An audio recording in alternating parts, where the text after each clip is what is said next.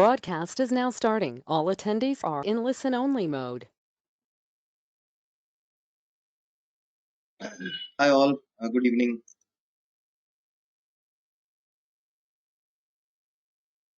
युगल आपने इसी हफ्ते ज्वाइन किया है क्या?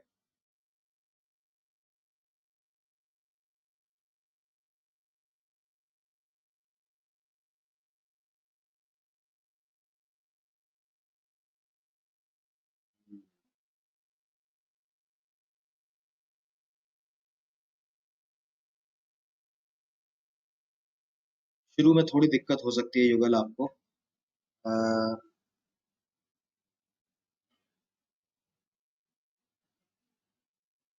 क्योंकि डेटा सफिशिएंसी का वीडियो देख के आना था. Actually since I do not know the schedule before hand, तो रात में मैसेज आता है अगले क्लास का, तब मुझे ध्यान आता है कि कल तो ये है. वरना मैं हर रोज बता दिया करूँगी कल की क्लास में ये पढ़ के आया. तो DS is data sufficiency. It is geometry only. वो ये आपको देख के लग रहा होगा, ये कल जो पीपीटी मैंने बनाया था उसी के ऊपर एडिट एडिट कर रहा हूँ, इसलिए ऐसा कुछ.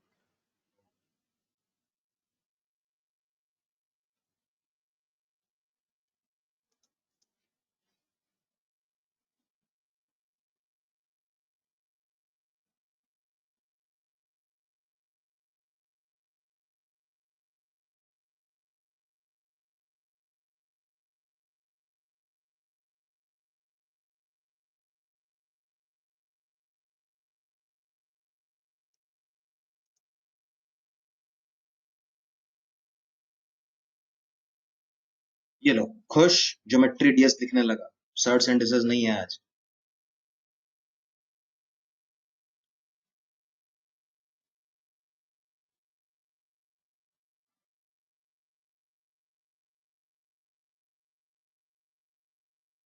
फिर से वॉइस इज नॉट क्लियर. किसको किसको वॉइस इज नॉट क्लियर?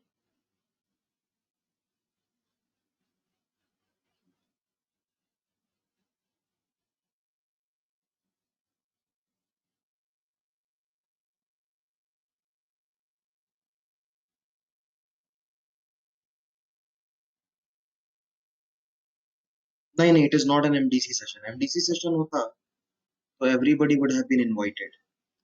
ये जब शुरू हुआ था ज्योमेट्री का एडवांस्ड एंड डेटा सफिशिएंसी, मैंने तभी बोल दिया था कि only the people who have attended or at least watched the videos of my regular classes of geometry, सिर्फ उनको ये अटेंड करने की जरूरत है, बाकी लोगों का वेस्टेज ऑफ टाइम होगा.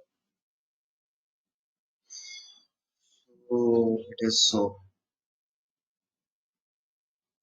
प्रियांशुल यार, तुम तो ना पूछो, ये तुमने तो डेटा सफिशिएंसी भी अटेंड किया, उसमें भी मैंने इतनी बार बताया कि डेटा सफिशिएंसी आपसे एक क्वेश्चन में इतनी सारी चीजें टेस्ट करता है.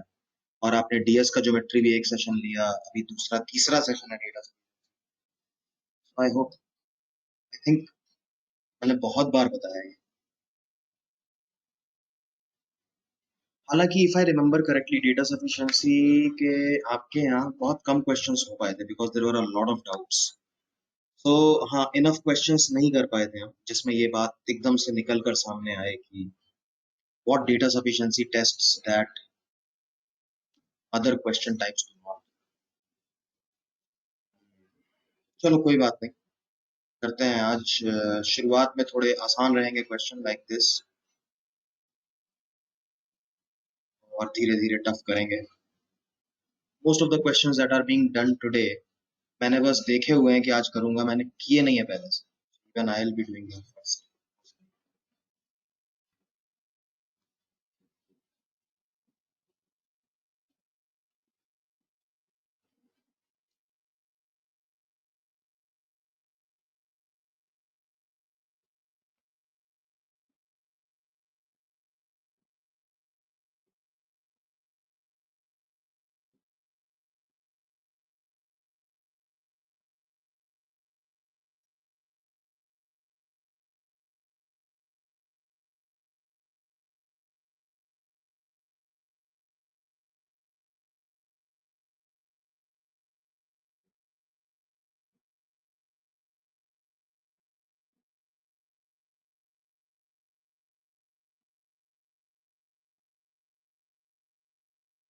तो options to a data sufficiency question कितने लोगों को देखने की जरूरत है?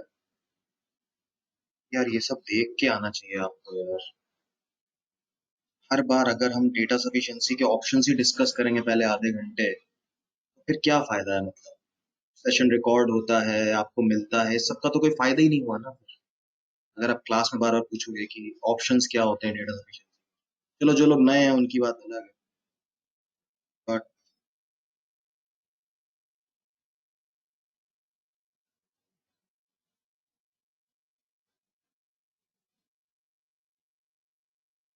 so for the people who did not know or who had forgotten the options of a data sufficiency question, please see this: A, B, C, D, E. These are the options to any data sufficiency question.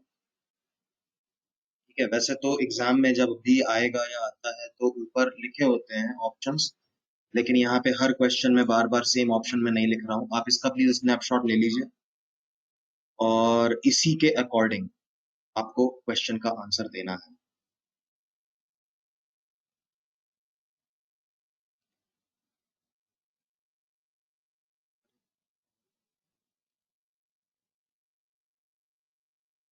ये था।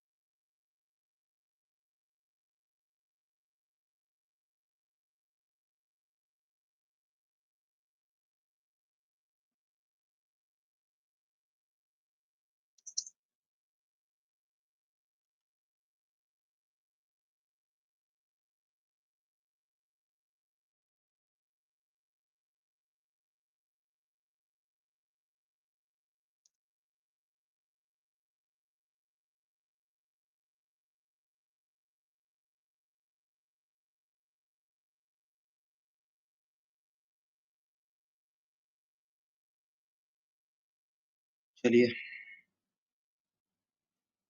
देखते हैं इसको। तो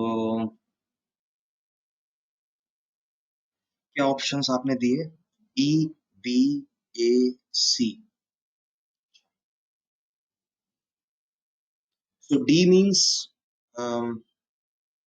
each statement alone is sufficient. Okay, एक बार मैं फिर से ऑप्शंस यहाँ पर सिंबॉलिक फॉर्म में लिख देता हूँ।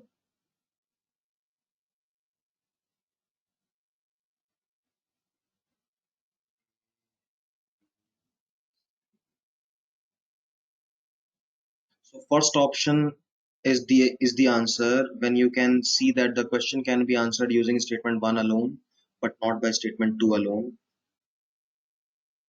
Ulta, then option B.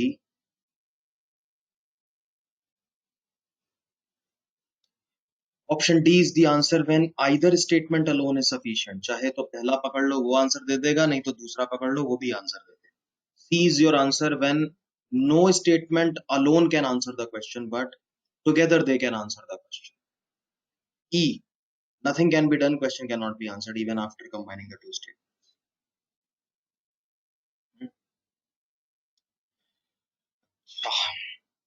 तो फोर साइडेड फिगर है, इतना पता है। वो रेक्टेंगल है कि नहीं ये पता नहीं है। First option says the diagonals are equal. Diagonals are equal. Okay, so आपने सोचा कि डायगोनल इक्वल होगा तो पक्का रेक्टेंगल बनेगा। ठीक है, think about a situation, this is a diagonal, okay, this is a diagonal, both are equal.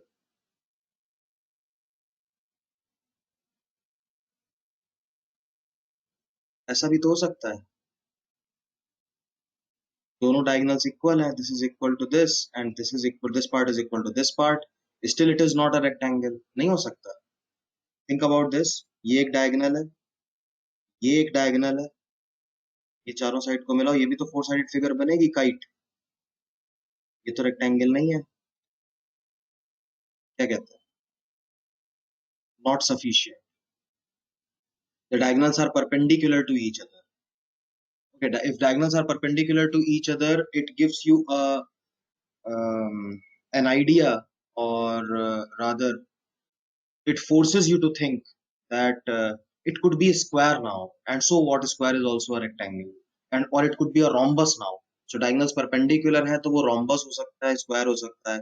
अगर square हुआ तो rectangle होगा, अगर pure rhombus हुआ तो rectangle नहीं होगा, तो not sufficient ऐसा सोचते हैं। Even if diagonals are perpendicular, तो भी तो ऐसा हो सकता है ना भाई, जैसा मैंने पहले बनाया, डायगोनल्स इक्वल हैं और परपेंडिकुलर हैं, दोनों को मिलाकर भी आप आंसर नहीं कर पाओगे। The answer is E option for this question. Nobody, पहले किसी ने भी आंसर मुझे ई नहीं दिया। What you assumed on your own was that the diagonals must be bisecting each other. Diagonals must be bisecting each other. ये आपने सोच लिया था, इसीलिए जब आपको बोला गया डायगोनल इक्वल है तो आपके दिमाग में जो पिक्चर बन रही थी वो रेक्टेंगल की बन रही थी, क्योंकि आप ये मानकर चल रहे थे that the diagonal is bisecting the other diagonal and vice versa. ठीक है, ये एक ऐसी चीज है जो प्रॉब्लम सॉल्विंग में टेस्ट नहीं होती, वहां पर वो बता देंगे एबीसीडी इज अ रेक्टेंगल, ऐसा है वैसा है, डायगोनल का लेंथ ऐसा है। ठीक है,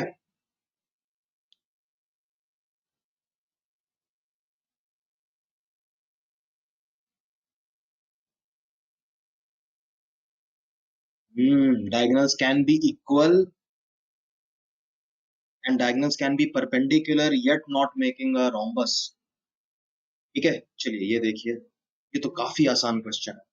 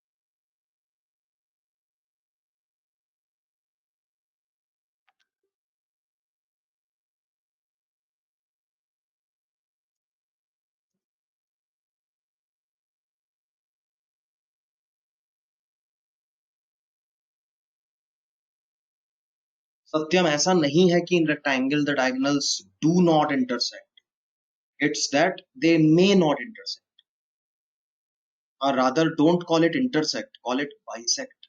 हमेशा याद रखिए, in rectangle they have to bisect, in rectangle the diagonals do bisect but may not be at 90 degrees, or maybe at 90 degrees, still it will be a rectangle.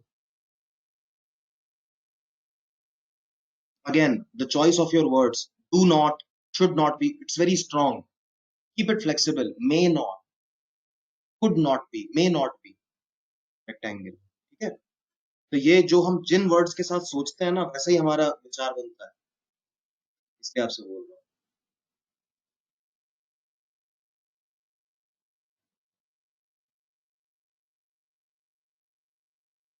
नहीं नहीं, रोम्बस को रेक्टेंगल कंसीडर नहीं करते, वो rhombus जो square बन जाता है वो रेक्टेंगल हो जाएगा।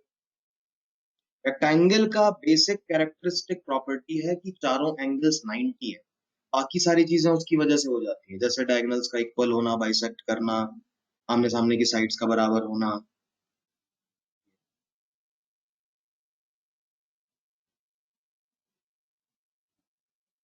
stray call. Well, your answer is right, but does not comply with the options. So you have to tell me in terms of option A, B, C, D, E.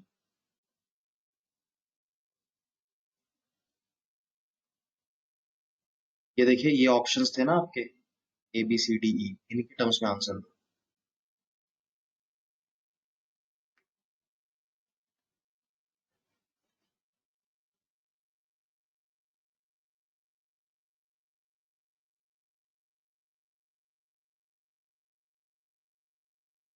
देखो भाई, first statement is way stupid. When you are saying circum circle का तो काम ही होता है ना तीनों vertices से पास करना। तो ये कौन सा इंफॉर्मेशन हुआ? The circum circle passes through a, ये कौन सी बहुत बड़ी बात बताती है? तुम्हें मालूम है कि ऐसा होगा? Okay, so statement one is not and can not answer the question, neither will it help answering the question. ठीक है, तो इस क्वेश्चन का आंसर ए, डी या सी तो होगा नहीं, अब होगा बी और ई में से। Okay, so if something which is a universal fact or a mathematical or a scientific fact which is mentioned in one of the statements, it is wasting that statement. Even without that statement, that fact is still ready to use, है ना? तो ये तो बकवास information उन्होंने बता दी ना, तो ये आंसर करेगा क्वेश्चन को और ना ही ये हेल्प करेगा आंसर करने में, क्योंकि इसके बिना भी हमें ये बात मालूम है। सो अब इस क्वेश्चन का आंसर या तो बी या ई बनता है। अगर सेकंड स्टेटमेंट से आंसर आ जाएगा तो बी, नहीं तो आप सीधे बोल दो ई, अब कुछ नहीं हो सकता। Okay, so you must know that in a circle, the angle in a semicircle is always right, and this triangle is always a right triangle. AC diameter था और this circle passes through B, hence it becomes a the circumcircle of. So right triangle का जो circumcircle होता है उसका hypotenuse ही उसका diameter होता है circumcircle का. That's a fact, nobody can deter it. आपसे पूछा था is A a right angle, what do you think?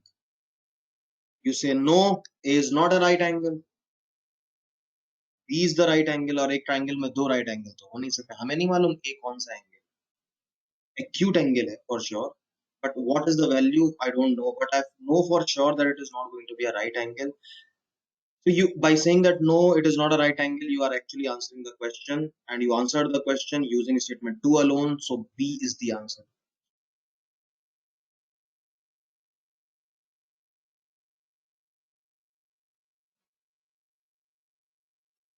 है कि नहीं? इस क्वेश्चन का आंसर हुआ बी, नॉट ई। ठीक है, कुछ लोगों को ई इसलिए लगा होगा, अगर उन्होंने मेरी पहले की क्लासेस नहीं की हैं, क्योंकि उनको मालूम था कि ए राइट एंगल नहीं है, और क्योंकि वो नहीं है इसलिए उनको ई लगा होगा। ठीक है, ये साइकोलॉजिकल गेम है, ऐसा लगता है, होता नहीं है। चलिए नेक्स्ट क्वेश्चन, ये देखिए, आसान है ये काफी कंपैरेटिवली, मतलब वो नहीं है, कंफ्यूजिंग नहीं।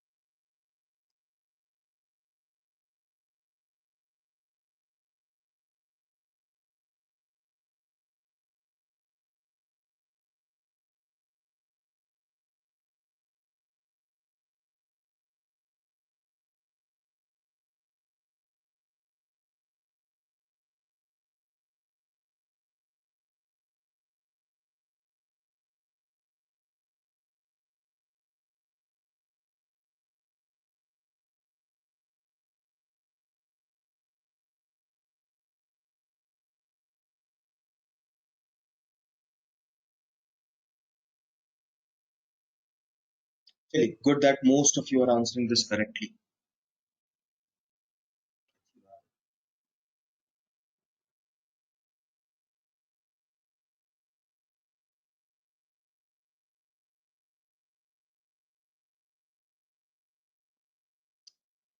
Okay, so basically, you are told that this is center. You are told that this is center. So these all become radii. ये भी radius, ये भी radius, ये भी radius, ये भी AC भी, sorry, OC भी radius, OQ भी radius, OP भी radius, OB भी radius. So both these triangles become isosceles triangle. आपको ये 6 एंगल्स में से 6 क्या 8 एंगल्स में से ये वाला, ये वाला, ये दोनों या फिर सेंट्रल एंगल O, ये 8 एंगल्स में से कोई भी एक भी एंगल अगर आपको मिल जाए तो आप बाकी के साथ निकाल के रख दोगे, ये बात आपको मालूम है। ये सारे के सारे एंगल्स आ जाएंगे, they are all connected with each other, all you need is one of the angle. Okay, so any angle is given, you can find any other angle that you want. So each statement alone is sufficient. Answer to the question would be D.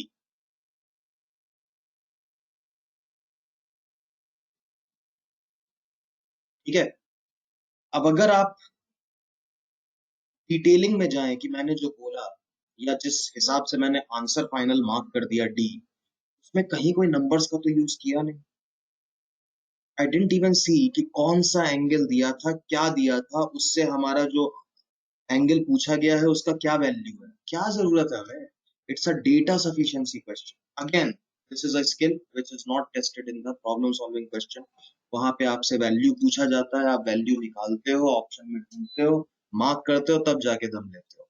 लेकिन यहाँ पर मैंने ये देखना भी जरूरी नहीं समझा कि कौन सा एंगल, मेरे को मालूम है इन्हीं में से कोई एंगल्स दिए होंगे. And when I am sure already that any angle if known, then on the basis of that any other angle can be figured out. That would was sufficient for me to say that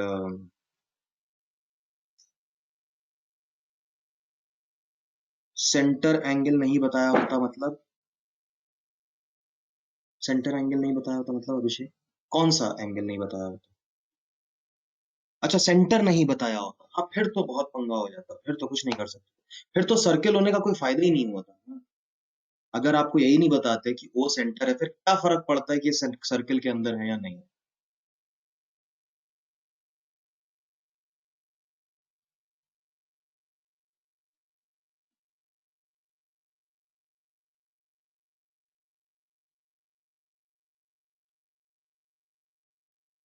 तब answer यार ई हो जाता मेरे ख्याल से, क्योंकि आपको कुछ मालूम ही नहीं है. जब आइसोसेलेस भी प्रूव नहीं हो पाता है ना, आइसोसेलेस की वजह से यहाँ पे सबसे बड़ी हेल्प है, तो आइसोसेलेस भी प्रूव नहीं हो पाता, तो फिर कैसे होता, फिर आपको या तो ये बताते वो कि ये दोनों पैरेलल हैं और something like that.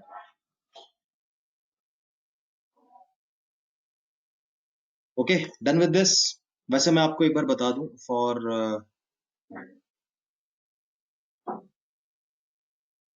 Knowledge purposes कि कैसे आंसर आता.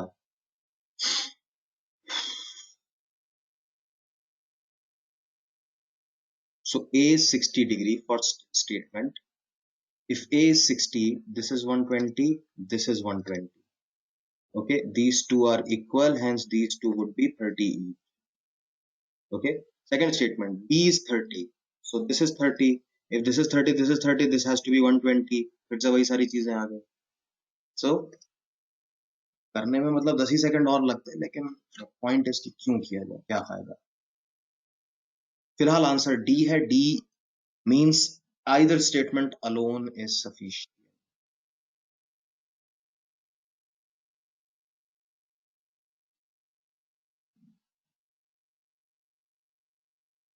नहीं अभिषेक, डी भी कैसे होता जब आपको यही नहीं मालूम कि वो जो पॉइंट है इंटरसेक्शन का वो सेंटर है, तो आपको कैसे मालूम होता बताओ. आपको एक एंगल बी मालूम है, हाउ डू यू नो. आपको खाली ये 30 मालूम है, आपको इसका इसका कोई आइडिया नहीं.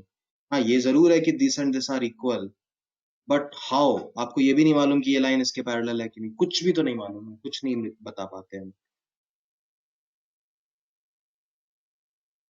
अच्छा नहीं, हाँ सर्किल होता तो हाँ ठीक है, फिर हो जाता, हाँ सेकंड से हो जाता, सर्किल होने की वजह से, यस, बी हो जाता, correct. Yes, triangles are congruent in addition to being isosceles, correct. अभी ये देखिए, ये मेरे ख्याल से और भी ज्यादा आसान क्वेश्चन, नहीं उतना तो नहीं है जितना पिछला वाला था, बट ये भी आसान क्वेश्चन, प्लीज देखिए।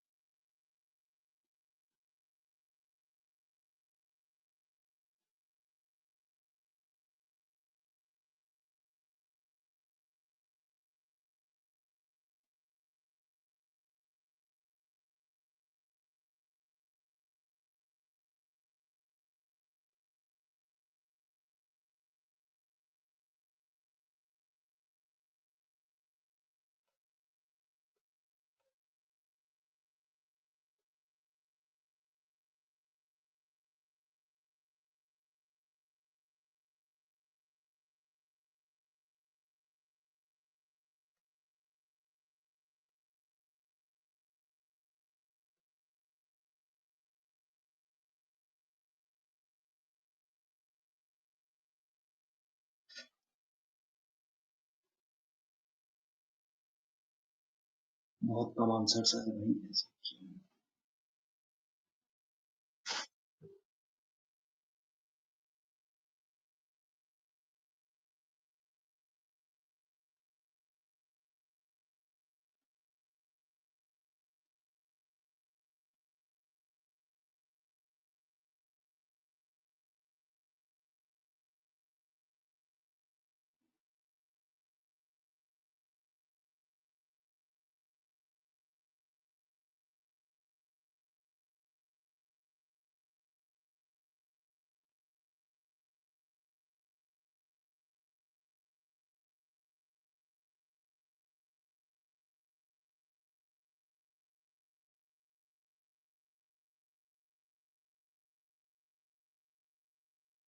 Most of the people are answering correctly, that's great to no.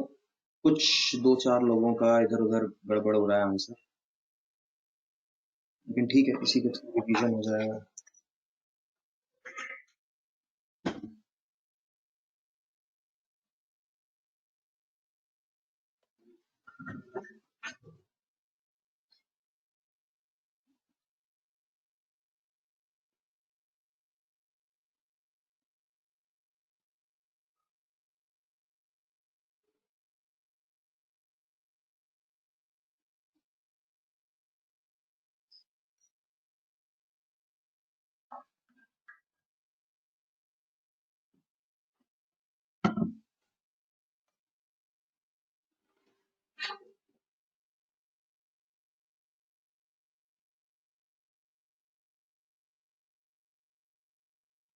Quite a few people are getting the answer as C or D.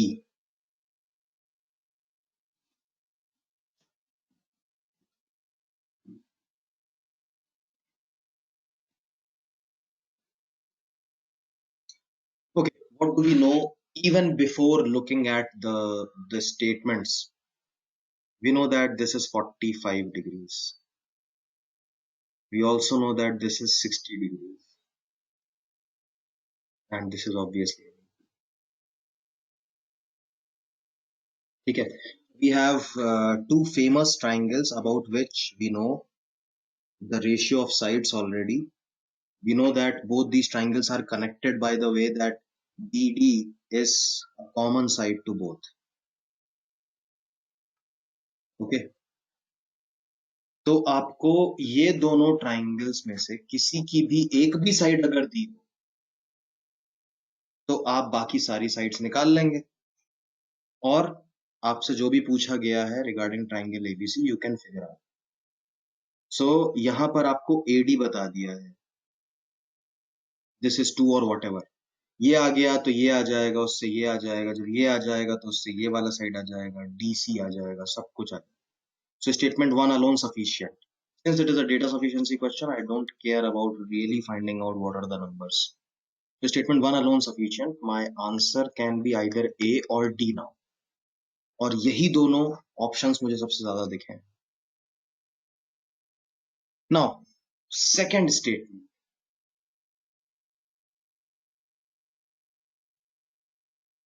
अरे sorry. हाँ चलो खैर ठीक ही है. So we know that this is 45. So it says that EC is root 3. This one is root 3. इससे क्या फायदा होगा? आपको ये एंगल मालूम है क्या? नहीं मालूम है. आपको तो पूरा मालूम है 60. क्या आपको ये भी नहीं मालूम कि ये एंगल बाइसेक्टर है बीई या मीडियन है? ये क्या है क्या ये? कुछ भी तो खास बात नहीं है इसके अंदर. Okay, so if this is root 3, we don't know any other, in terms of side, we don't know any other thing. We don't even know this angle. We don't even know this angle. What can we do? कुछ नहीं कर पाएंगे. Second statement is not sufficient. So the answer becomes here. कौन से angle भाई? राज भाई.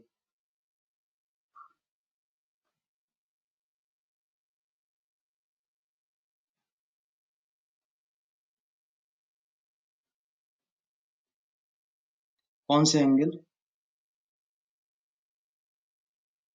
अरे क्या बात कर रहे हो? ये कैसा ट्राइंगल है? ये क्या है?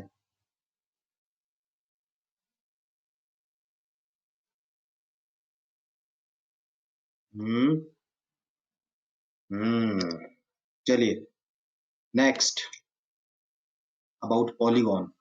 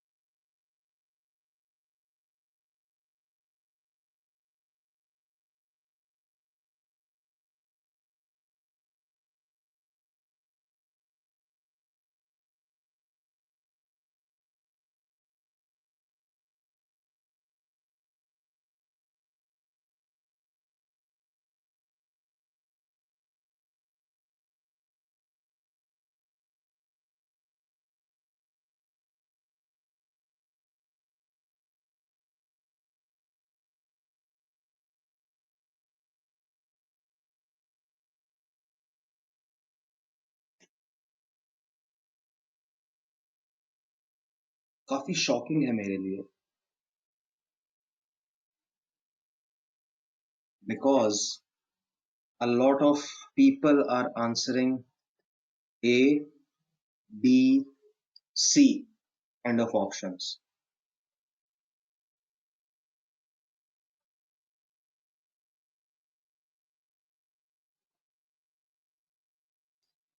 So probably guys you do not know that this is a formula. ये एक formula है, and so it is not required to be given as a statement. It is already known.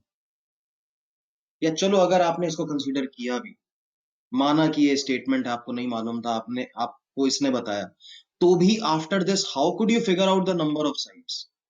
It tells you the sum of all the interior angles.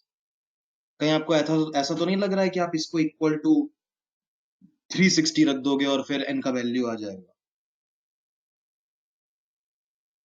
ऐसा तो नहीं लग रहा है?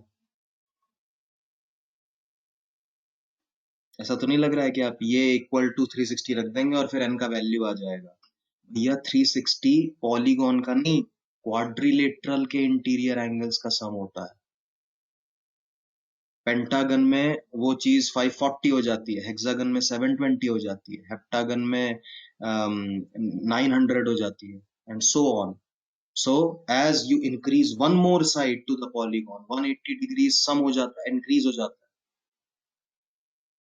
Interior angles का सम. तो जब आपको यही नहीं मालूम कि what is the sum of the interior angles, how could you figure out by just one this thing? और दूसरी बात ये, पहली बात इनफैक्ट ये थी कि ये एक फॉर्मूला होता है. अगर किसी स्टेटमेंट में आपको फिर से वही बात फैक्ट बता रहा है, फॉर्मूला बता रहा है, तो क्या फायदा?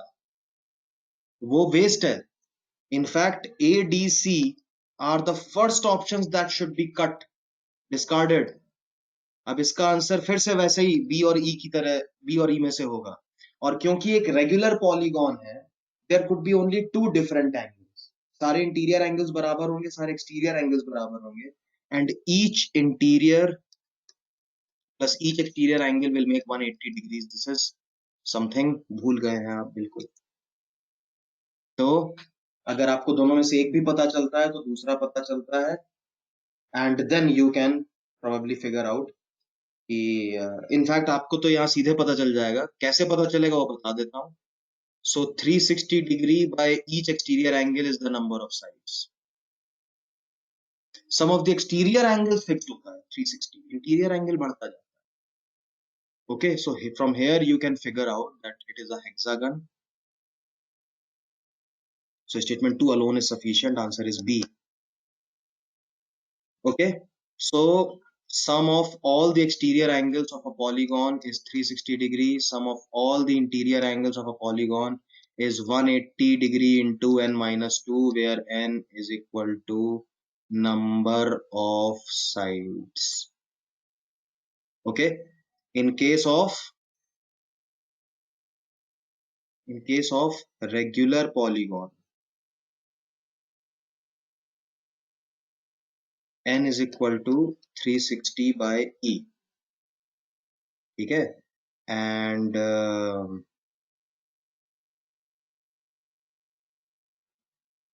I equal to 180 into n minus 2 by n. Take a snapshot और वट एवर. वैसे बहुत ही कॉमन सेंस वाली बात थी, थोड़ा सा याद रखने वाली बात थी. एंड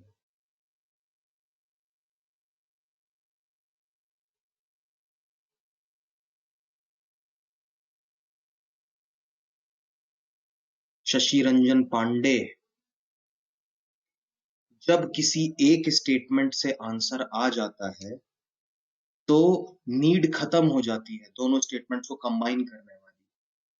फिर आप कभी दोनों स्टेटमेंट्स को कंबाइन नहीं करते. Okay, this is a rule, और उस रूल का एक लॉजिक है. ये देखो, आपने कहा सी ऑप्शन क्यों गलत है, फिर व्हाट इज द प्रॉब्लम अगर दोनों को मिलाकर आंसर आ रहा है, और तो हम सी क्यों नहीं दे सकते? इसलिए नहीं दे सकते बिकॉज ऑप्शन सी के दो क्लॉजेस होते हैं. पहला क्लॉज तो आप मान रहे हो कि दोनों को मिलाकर आंसर आया, दूसरा क्लॉज आप भूल गए, that neither statement alone was sufficient to answer. whereas one statement alone is sufficient to answer the question, then why would you mark C? क्योंकि सी के दोनों क्लॉजेस सही होने चाहिए. जब वो अकेले से आंसर आ रहा है तो सी ऑप्शन तो ये कहता है कि किसी से आंसर नहीं आया अकेले से, तभी हमें मिलाना पड़ा। ओके, इसलिए सी आंसर नहीं होगा इसका।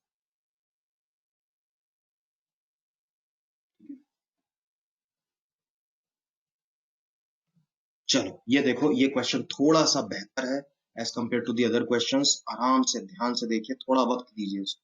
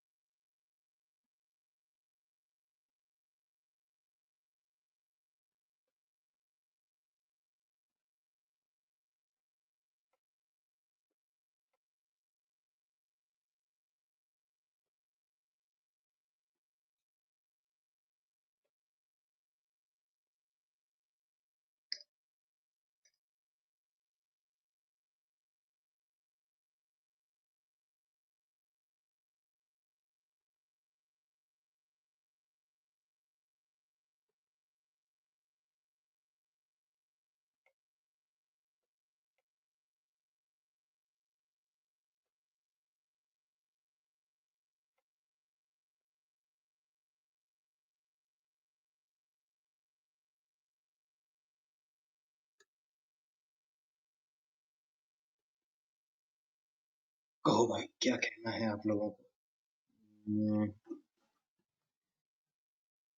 B, C and E.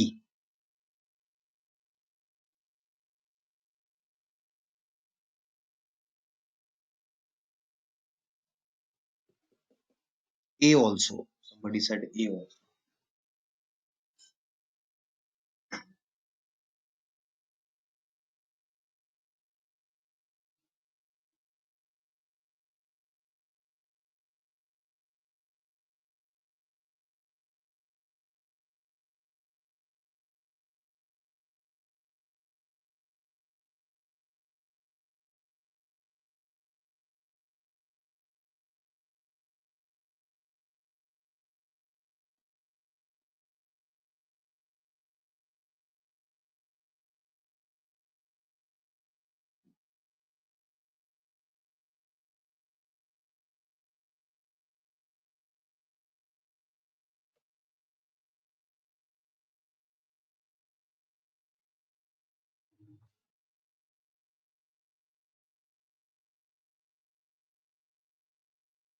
Shubham Prasad. First of all, it is not about a regular polygon. It is about any polygon. It is about any polygon. The sum of all the exterior angles is always 360 degrees irrespective of the number of sides. It is true for quoting any polygon, not only regular polygon. ठीक है, regular polygon में तो होगा ही होगा, जब any polygon में होगा तो रेगुलर में क्यों नहीं होगा? और दूसरी बात, how I don't get it, इसका कोई आंसर नहीं है। It's a rule, it's a rule. ऐसा होगा ही, ऐसा होगा ही, इसलिए। ठीक है, ये आपको याद रखना है। जैसे आप ट्राइंगल ले लो, ठीक है, ट्राइंगल आपने ले लिया, ट्राइंगल के मान लो इक्विलेटरल ट्राइंगल आपने लिया, ठीक है, तो तीनों एंगल 66 भी है, तीनों एक्सटीरियर एंगल 120 120 120, कितना हो गया, तीनों का मिला के 360 हो गया। आपने रेक्टेंगल या स्क्वायर ले लिया, चलो स्क्वायर में चारों एंगल्स 90, चारों एक्सटीरियर एंगल ऑल्सो 90, सबका मिला के कितना हो गया, 360 हो गया। आप कितने भी साइड का पॉलीगॉन ले लो, रेगुलर या नॉन रेगुलर, आपको हमेशा sum of the exterior angles 360 ही मिलेगा। It's a rule. जैसे आप कैसा भी ट्राइंगल बनाओ, उसका sum of all the interior angles 180 होता है, उसी तरह ये एक रूल है जो आपको याद रखना है।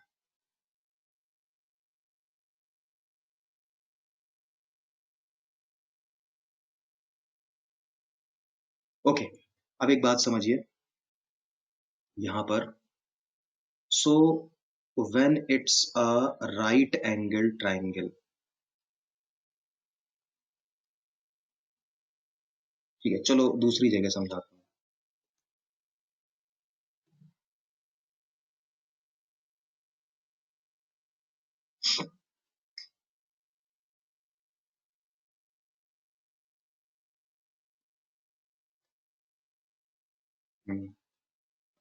यहाँ पे देखिए, सो राइट एंगल ट्राइंगल है whose sides are small x, small y, small z. Then you say z square is equal to x square plus y square. Pythagoras theorem. Hmm? Okay. Now, now there is a triangle जिसमें ये side तो इतनी बड़ी है x, और जो y है वो भी उतना ही बड़ा है, बस अब की वो ऑप्ट्यूस एंगल है। This is y and this is x only, but now this is an obtuse angle. Don't you think that the third side will be greater than z then? The third side w will be greater than z, ये जो z था उससे बड़ी होगी। तो can you say that w square will be greater than x square plus y square? होगा कि नहीं होगा? Take the third scenario. Same x, उतना ही बड़ा हमारा x वाली लाइन, उतनी ही बड़ी हमारी y लाइन,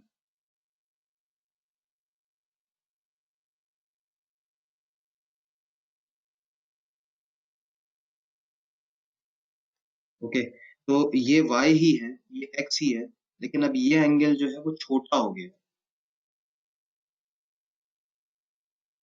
ठीक है, तो ये एक्यूट एंगल हो गया। तो don't you think this would be से q, it will be less than z, so q square will be less than x square plus y square, होगा कि नहीं होगा? यही वाले केसेस की बात वहां पर हो रही है।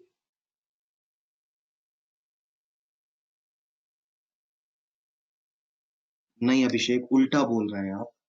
जितना बड़ा ट्राइंगल का साइड होगा, उसी हिसाब से सामने वाला एंगल भी बड़ा होगा, सबसे बड़े साइड के ऑपोजिट का एंगल भी सबसे बड़ा होगा। Okay, but this was not only about this, it was about an equation which is made by Pythagoras theorem, तो उसके ऊपर हम बात कर रहे हैं,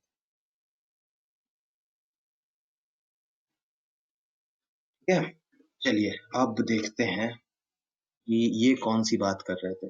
तो ए बी स्क्वायर जो है, A B square, so since greater than sign is there, that means they are talking about an obtuse angle triangle, okay, and this must be AB.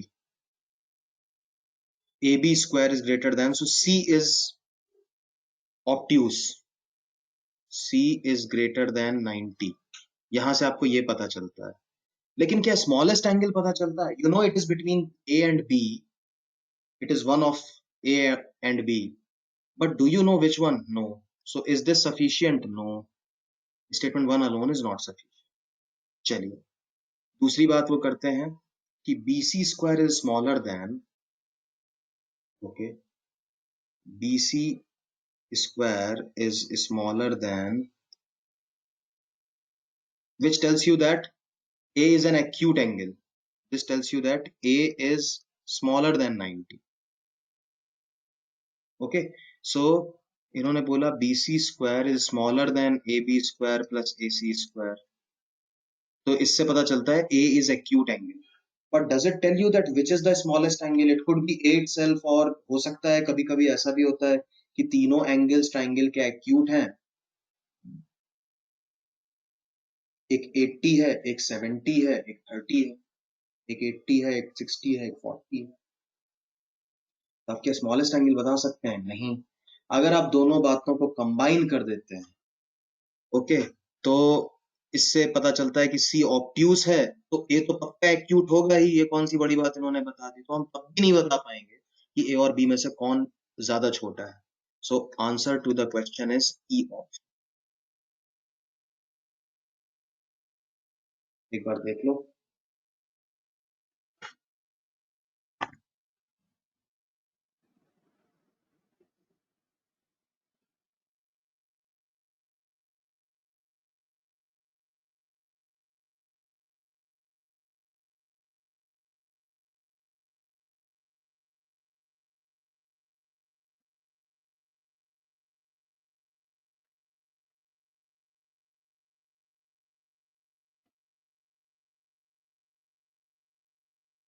ठीक है, तो ये बात ध्यान रखिएगा। पाइथागोरस थ्योरम ही ये डिसाइड कर सकती है कि जिस भी साइड की बात की जा रही है उसके सामने वाला एंगल एक्यूट है, ऑब्ट्यूस या राइट एंगल है। लेकिन एक्यूट ऑब्ट्यूस से ज्यादा वो कुछ नहीं बता पाया, कितना एक्यूट है, कितना छोटा है, कितना बड़ा है।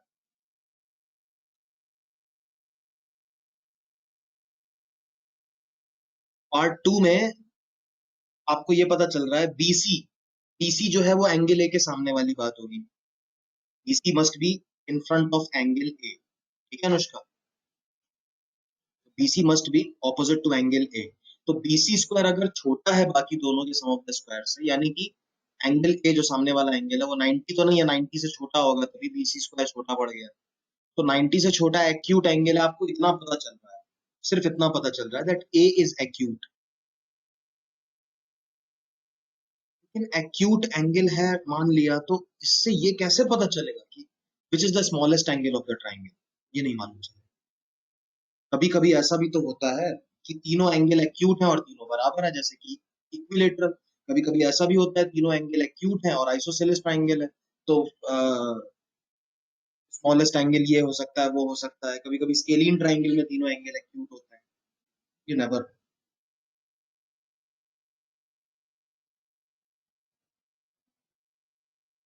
हाँ वैल्यू, देखो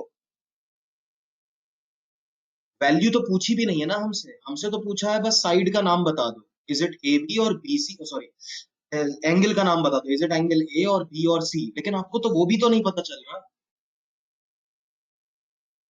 Second statement is telling you that A is an acute angle.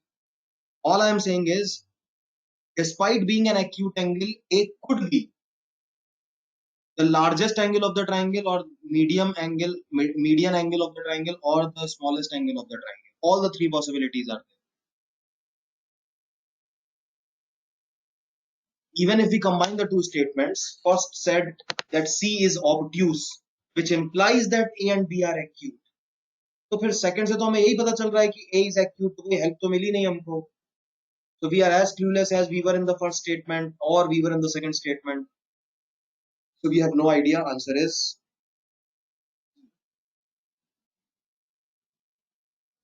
सही है। कितने लोग हैं आज क्लास में? अरे बाप रे, बहुत कम लोग।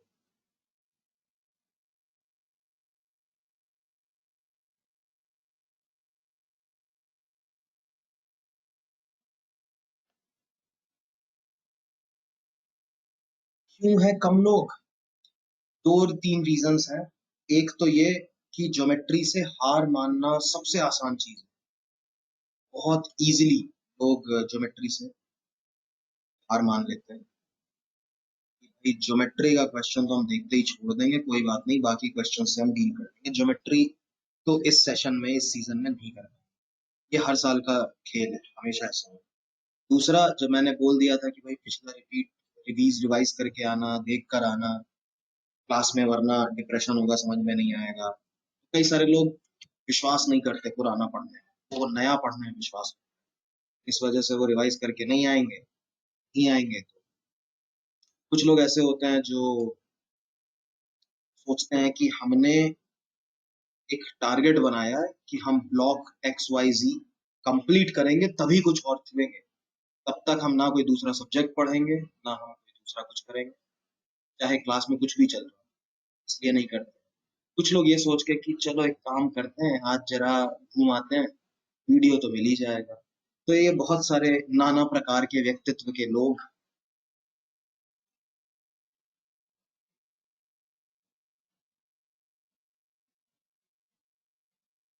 सत्यम वर्मा ऐसे नहीं बोलते, ऐसे मजाक में भी नहीं बोलते, एवर एवर।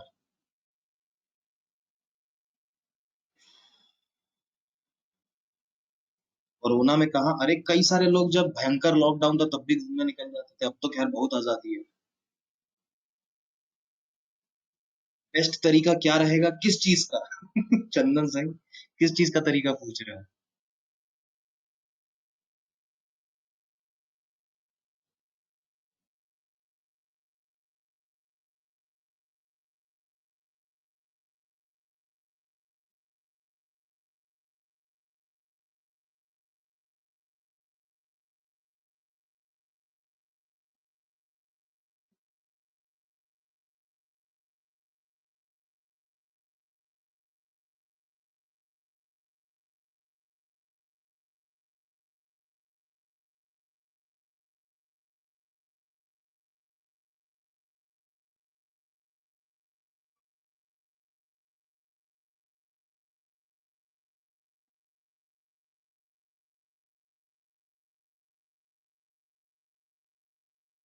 शेख कानपुर आ गए क्या वापस, या मतलब यूपी में कहीं भी? सैटरडे संडे का रूल यूपी में है और कहाँ, कहीं और भी है?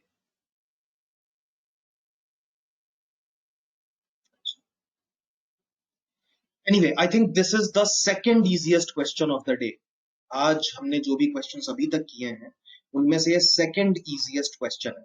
Second easiest, easiest was that जो सर्कल के अंदर सेंटर था और सारे एंगल्स थे और कोई भी एंगल पता लगा लो, वो मेरे ख्याल से इजिएस्ट था।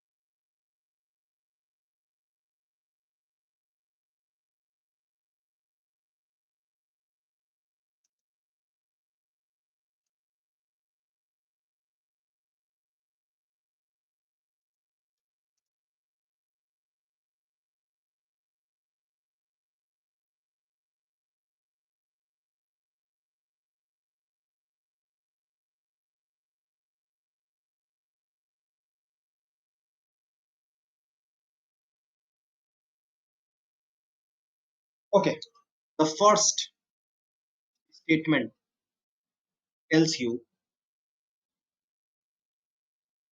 that the angles are 30, 60, 90। ऐसा पता चलने से ज्यादा से ज्यादा आप इतना कर सकते हो कि साइड्स का रेशियो बता सकते हो। एरिया ऑफ ट्राइंगल के लिए तो आपको साइड का एक्चुअल लेंथ चाहिए होता है, तो ये पहले से तो आएगा नहीं। ठीक है, जब फाइनल आंसर नहीं आया तो it is as good as no information, because second statement हमें अलोन देखना है। ये बता रहा है लॉन्गेस्ट साइड 5 सेंटीमीटर, तो इससे तो हमें ये पता चलता है that the sum of the other two sides will be greater than 5 centimetre.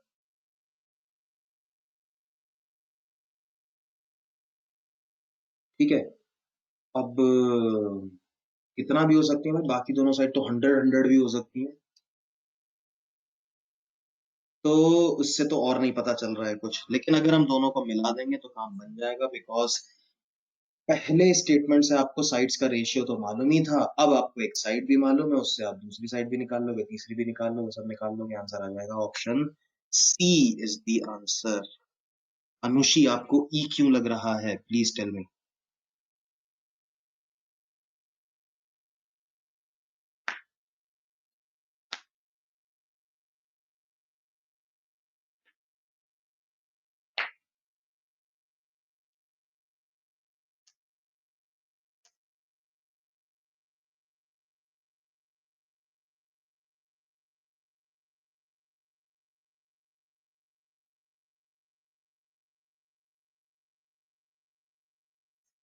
अनुषी video देखिए, video video video video video. Special triangles का जो चैप्टर है स्पेशली वो जरूर देख लीजिए। ट्राइंगल्स पूरा वीडियो से जरूर करो जो मैंने आपको बताया है। बहुत ज्यादा काम की चीज है वो।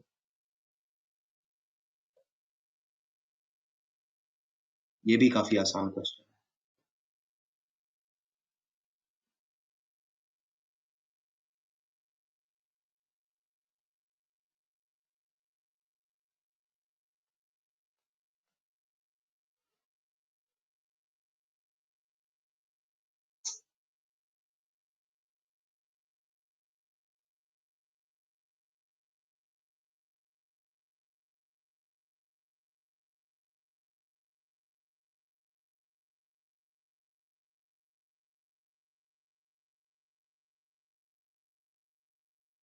इतना टाइम।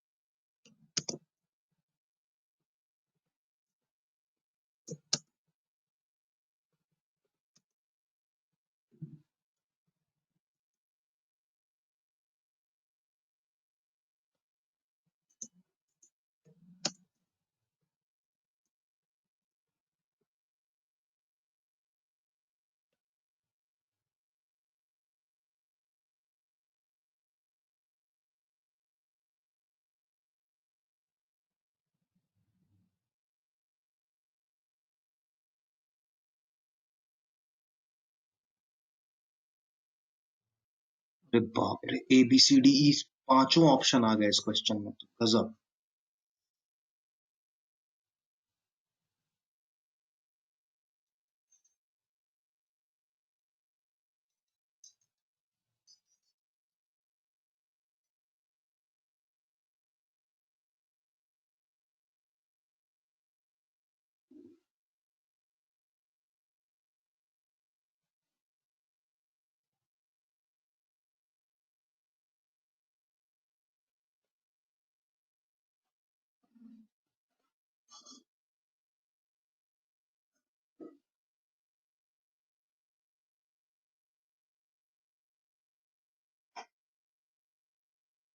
दीपिका सिंह, ये कैसा आंसर है? बी और ए? कोई एक ऑप्शन बताओ। ओके, चलो देखते हैं।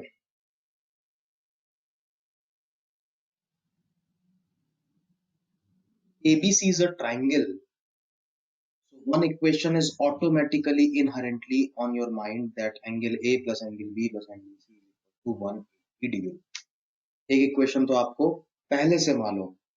दो इक्वेशन, ये पहला स्टेटमेंट आपको दे रहा है, तो आपके पास तीन इक्वेशन है और तीन अननोन्स हैं, यानी कि तीन एंगल्स हैं। आप तीनों एंगल निकाल लोगे, और जब तीनों एंगल निकाल लोगे तब तो बता ही दोगे कि वो आइसोसेलेस ट्राइंगल है या नहीं है।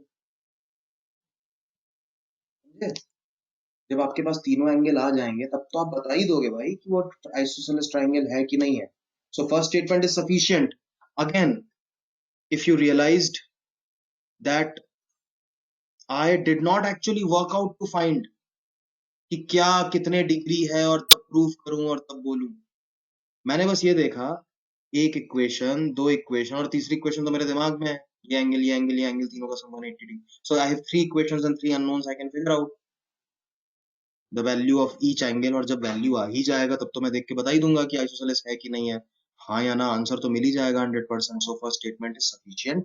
सेकंड स्टेटमेंट आपको बता रहा है कि ये इक्वल टू ये है और ये 90 डिग्री है। ऐसा तो आइसोसेलेस ट्राइंगल में ही होता है, मतलब इक्विलेटरल में भी होता है, but equilateral is also an isosceles triangle. Okay, so each statement alone is sufficient. Answer is D option.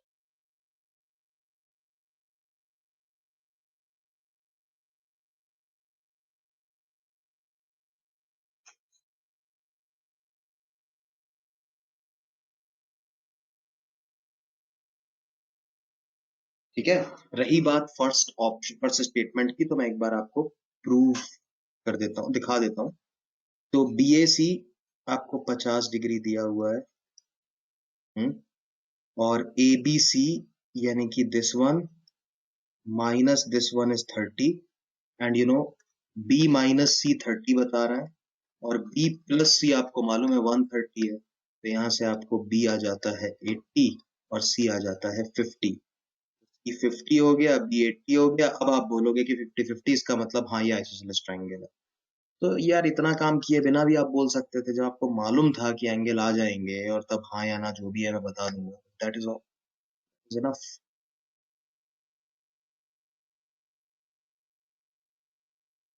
अभी मैंने आपको बोला था थोड़ी देर पहले कि आइसोसेलेस ट्रायंगल भी, इक्विलेटरल ट्रायंगल भी आइसोसेलेस होता है।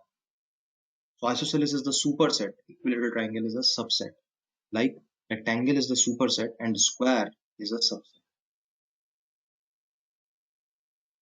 ठीक है, तो अगर वो इक्विलेटरल ट्रायंगल भी हो सकता है तो भी वो आइसोसेलेस है। आइसोसेलेस ट्रायंगल में आपको ये बोला जाता है दो साइड इक्वल है, ये नहीं बोला जाता कि तीसरी साइड इक्वल नहीं है। Point to be noted your honour. ठीक है, हमेशा ध्यान दीजिए, कभी भी आप आइसोसेलेस की डेफिनेशन पढ़िए कहीं पर भी, वो हमेशा बोलते हैं कि दो साइड ट्रायंगल की इक्वल होती है। ना तो वो ये बोलते हैं कि exactly two sides are equal, exactly two sides, exactly बोल देंगे तो इसका मतलब होगा कि तीसरी साइड इक्वल नहीं है। ना ही वो ये मेंशन करते हैं कि the third side should not be equal. So two sides are equal, it is in for an isosceles triangle. अगर तीनों साइड्स इक्वल है तो किसी भी एंगल की तरफ से देखने से वो आइसोसेलेस होगा। ठीक है, चलिए, हर क्वेश्चन में कुछ कुछ क्लियर हो रहा है, वो ज्यादा इंपॉर्टेंट।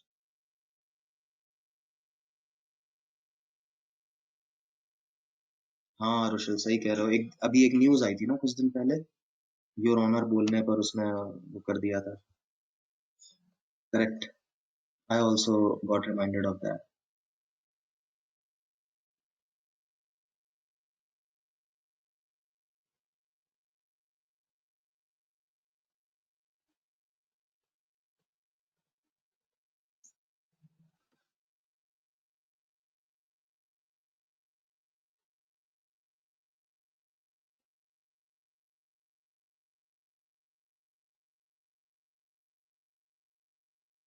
ये तो क्वेश्चन मैंने किया ही नहीं है, चलिए आपके साथ हम भी करते हैं।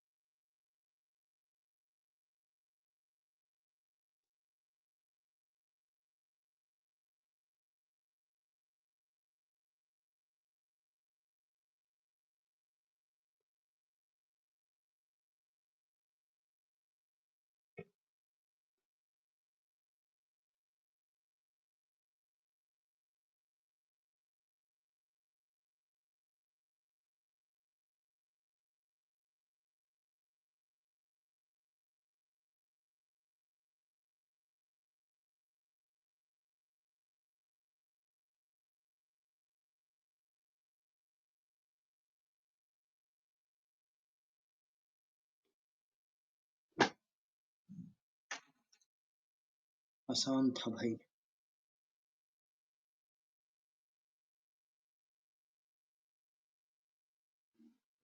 प्रॉपर्टीज ऑफ स्पेशल ट्रायंगल्स के ऊपर क्वेश्चन।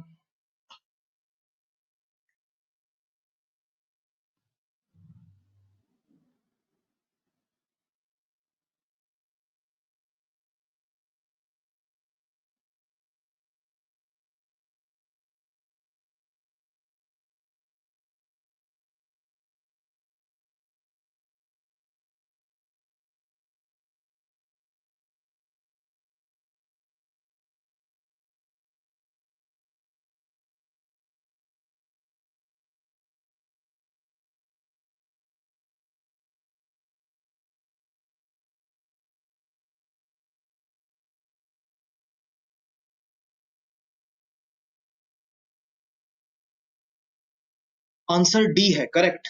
आंसर डी है। तो आपको बता दूं कि the perpendicular bisector of side BC will pass through a. Perpendicular भी है, बाइसेक्टर भी है, और वो ए से पास करेगा at least if it is an isosceles triangle and best if it is an equilateral triangle। ठीक है, at least if it is an isosceles triangle। ठीक है।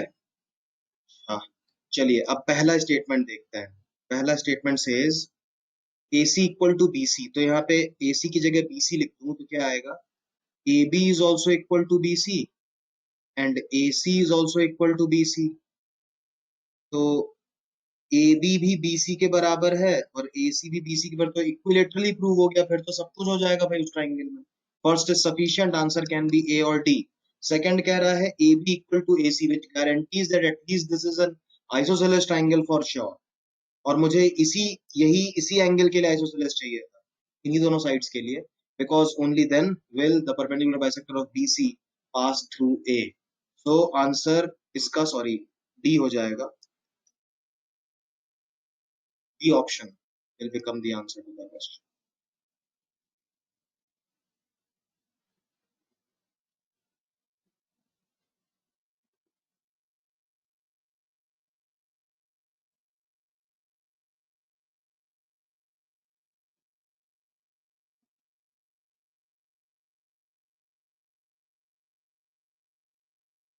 ठीक है जी।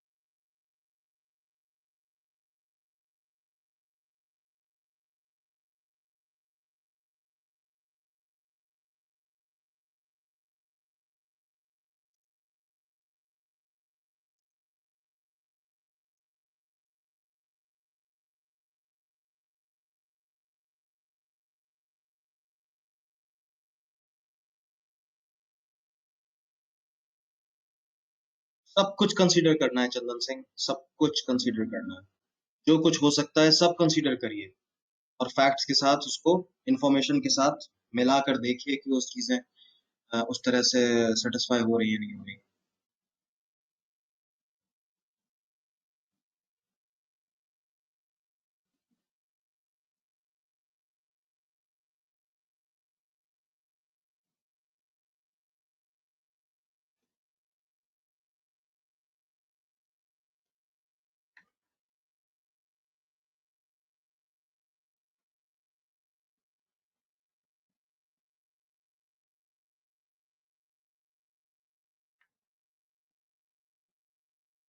You have to know that when two circles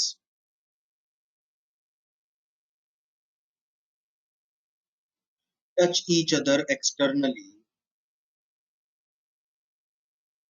say their radii are r1 and r2, okay, and the distance between their centers is d, then this d is equal to r1 plus r2, okay. When they do not touch each other externally, this d is greater than r1 plus r2, and when they intersect at 2 points, then this d is smaller than r1 plus r2। ठीक है, इस चीज का test था ये question कि आपको ये बात मालूम है कि नहीं मालूम। First statement says the distance between A and B is equal to the diameter of the circle with center A. Okay, so suppose center A वाले का रेडियस स्मॉल आर है, okay, ये r1 है और इसका r2 है, okay, so the distance between A and B, that is D, is equal to 2r1। Okay, इससे आपको क्या पता चलता है? कुछ नहीं भाई, ये रहा अपना r1 वाला सर्कल पहले स्टेटमेंट के हिसाब से, और दूसरे सर्कल का जो सेंटर है वो 2r1 अवे है, तो या तो उसका भी या उसका भी रेडियस r1 हो, तब तो वो एक्सटर्नली टच करेंगे, और अगर वो छोटा हो गया r1 से तो नहीं टच करेंगे, बड़ा हो गया तो भी टच नहीं करेंगे। So first statement does not tell you neither yes nor no, कुछ नहीं बता रहा। सेकंड क्वेश्चन कह रहा है one circle is bigger than the other, उससे क्या फर्क पड़ता है, बिगर देन दी अदर हो या ना हो, दोनों बराबर हो तो भी वो एक्सटर्नली टच कर सकते हैं या नहीं कर सकते हैं, ये अकेले आपको कुछ नहीं बता रहा है। दोनों आप मिला भी देंगे तो भी आपको कुछ पता नहीं चल रहा है। E is the answer.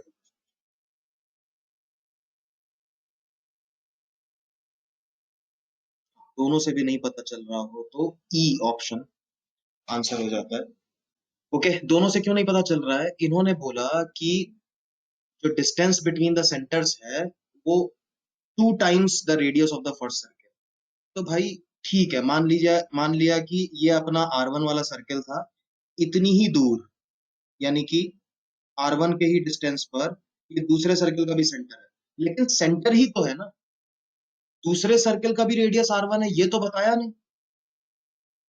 अच्छा नहीं, दोनों को मिला के आंसर आ जाएगा, I am sorry guys, I am sorry, दोनों को मिला के आंसर आ जाएगा, I am sorry, I realize, दोनों को मिलाकर आ जाएगा, दोनों को मिलाकर आ जाएगा, we get a no. Okay, so second, हाँ तो ये पहले से आपको ये बता रहा है कि दूसरे का सेंटर इतनी दूर है। अब वो सर्कल का भी रेडियस r1 है या मोर देन r1 है या लेस देन r1 है, ये तो हमें नहीं मालूम, so answer could be yes and no both. So only if both the circles are equal, only then is the possibility that they are touching each other externally। Second statement में कह दिया one circle is bigger than the other, तो इससे तो कुछ हो नहीं रहा, लेकिन जब आप कंबाइन करेंगे तो आपको ये पता चल जाएगा कि दूसरे सर्कल का रेडियस r1 नहीं था, बड़ा था, यानी कि वो इंटरसेक्ट करेगा, टच नहीं करेगा। So answer is C actually, not E, my bad, I realise.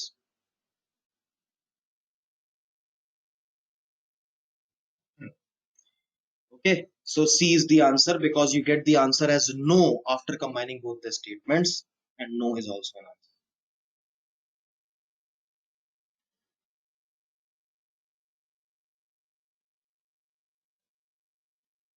नहीं चल तो गया पता, हाँ ये तो पता नहीं चला कि कौन सा। अरे हाँ, अरे बिल्कुल सही बोला आपने। बताओ, किसी ने मुझे कंफ्यूज किया, मैं पहले सही बोल रहा था। आंसर इसका ई ही होगा। Sorry guys, sorry, my bad, sorry my bad. एक बार मैं फ्रेश आपको करके बताता हूँ, आंसर इसका ई ही होगा।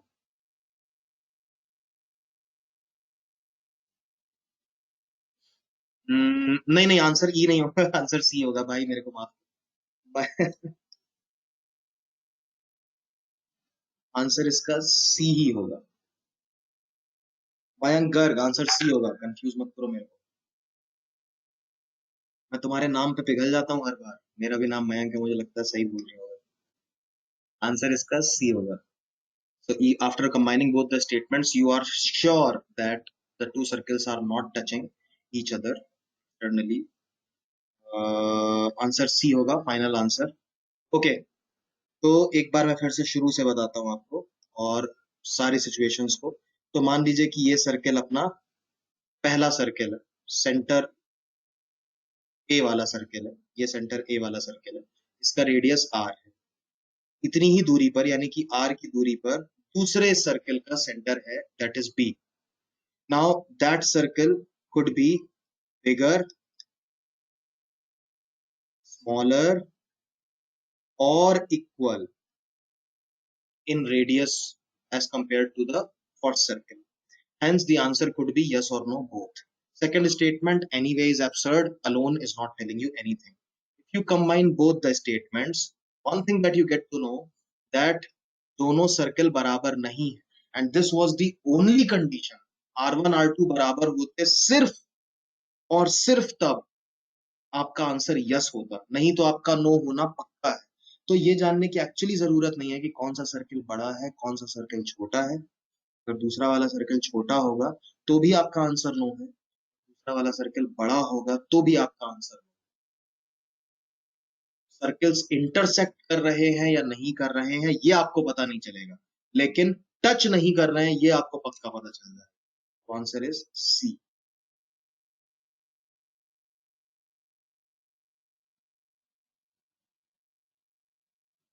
It is not written that it is the distance between centres.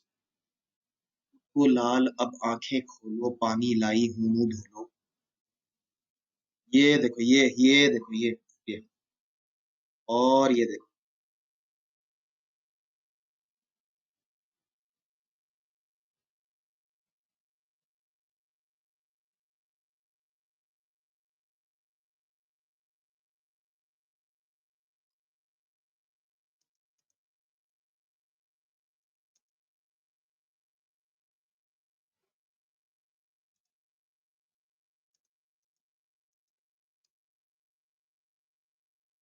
चलिए गाइस, आपको मैं एक क्वेश्चन ऑफ द डे दिखाकर और आपसे विदा लेता हूं, क्योंकि वो क्वेश्चन ऐसा है कि वो 2-4 मिनट में तो आपसे सॉल्व होने से रहा।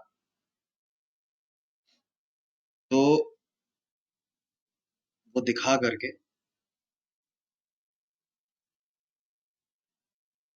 It involves little bit of coordinate geometry also. उतना जितना मैंने आपको बताया है मोर देन सफिशिएंट है, मच मोर देन सफिशिएंट है। इनफैक्ट जिसने वो क्लास नहीं की है, अगर वो उस क्लास का पहला 15 मिनट का वीडियो भी देख लेंगे ना, तो उनका काम चल जाएगा।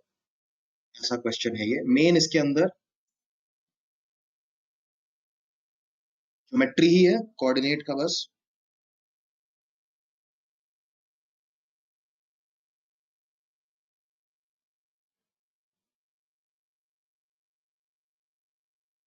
तो दिखा रहा हूं आपको अब।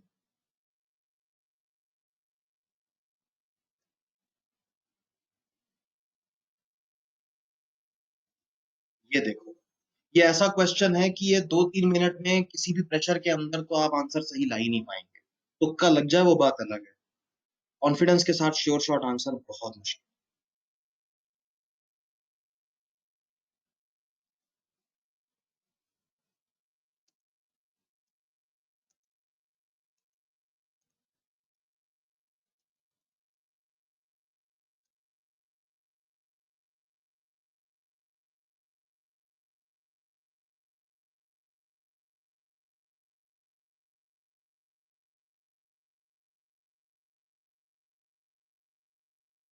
ठीक है, तो प्लीज इसका स्नैपशॉट ले लीजिए और इसको सॉल्व करेंगे नेक्स्ट टाइम। थोड़ी सी आपकी हेल्प ये कर देता हूँ कि this is O, this is B और राइट एंगल ट्राइंगल है, तो ऐसा कुछ होगा, यहाँ पे होगा या यहाँ होगा A, या फिर बराबर भी हो सकता है, जो भी है। तो अगर आप एक सेमी सर्कल बनाते हैं तो इसमें आप कहीं पर भी A डिसाइड करोगे तो वो राइट एंगल ट्राइंगल ही बनेगा। इनफैक्ट नीचे भी आप कहीं पर भी A डिसाइड करोगे तो वो राइट एंगल ट्राइंगल ही बनेगा। ओके, ये सब जरा आप ट्राई करिएगा, इसके अंदर थोड़ा काम करना पड़ेगा। It's not an easy question, it's quite difficult. Try करिएगा, बाकी हम बात करते हैं इसके बारे में। चलो फिर इसी के साथ विदा लेते हैं आपसे। मिलते हैं कल परसों, आपसे मुलाकात नहीं हो पाएगी, मंडे होगी फिर। चलिए फिर, bye bye, have a great weekend, take. Answer, इसका आंसर यार, आंसर, अच्छा चलो आंसर तो, आंसर है इसका A. Statement 1 alone is sufficient, 2 alone is not sufficient।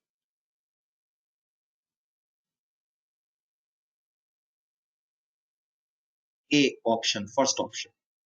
चलो, हैप्पी सॉल्विंग, बाय बाय।